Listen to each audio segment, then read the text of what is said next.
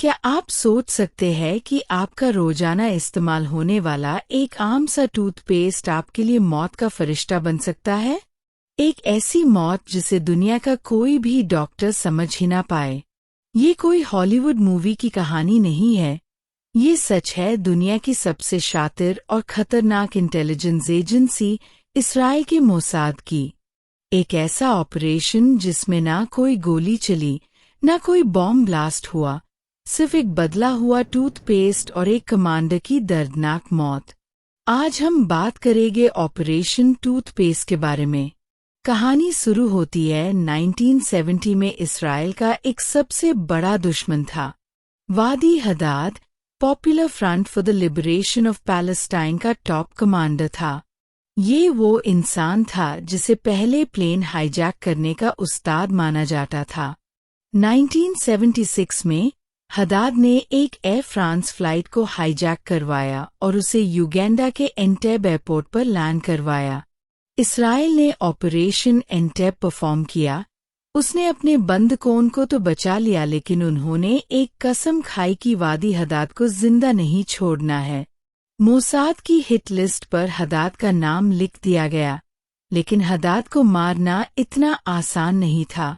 वो हर वक्त बॉडीगार्ड से घिरा रहता था, हमेशा अपनी लोकेशन बदलता रहता था और किसी का दिया हुआ खाना नहीं खाता था। मोसाद को समझ आ गया कि उसे मारने के लिए कोई पुराना वे काम नहीं आएगा। फिर एंट्री हुई Israel institute for biological research की। मोसाद के टॉप साइंटिस्ट ने महीनों की मेहनत के बाद एक ऐसा लिक्विड केमिकल बनाया जो बिना किसी स्मेल या रंग का था।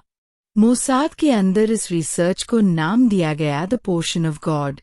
ये कोई आम जहर नहीं था, ये एक हाईली क्लासिफाइड साइंटिफिक प्रोजेक्ट था। ऑपरेशन का अगला फेज शुरू हुआ। मोसाद ने अपना सबसे बड़ा पत्ता खेला। एक भरोसेमंद सोर्स से अहम जानकारी मिली। अगली सुबह हदाद ने उसी केमिकल मिले हुए टूथपेस्ट से ब्रश किया। हर बार जब वो ब्रश करता, उसके मुंह के सेंसिटिव टिश्यूज के जरिए वो जहर धीरे धीरे उसके शरीर के अंदर जाने लगा। पहले कुछ दिन सब नॉर्मल था, लेकिन 2 हफ्ते गुजरते ही कहानी बदलने लगी। हदाद अचानक बहुत बीमार पड़ गया। उसका वजन तेजी से गिरने लगा, उसके बाल झड़ने लगे, उसके पेट में असहनीय दर्द होता था। इराक के टॉप डॉक्टर्स को बुलाया गया। सब परेशान थे। Blood test normal, x ray scans normal.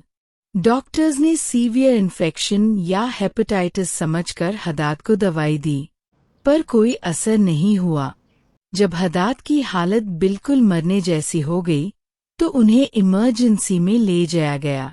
Germany के बेहतरीन डॉक्टर्स ने हदाद को बचाने के लिए दिन रात एक कर दिया, लेकिन 28 मार्च 1978 को हदाद ने दम तोड़ दिया।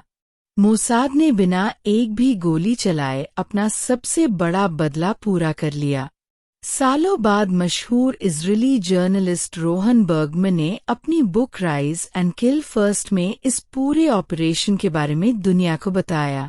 उन्होंने बताया कि एक आम सा टूथपेस्ट कैसे एक मौत का हथियार बन गया।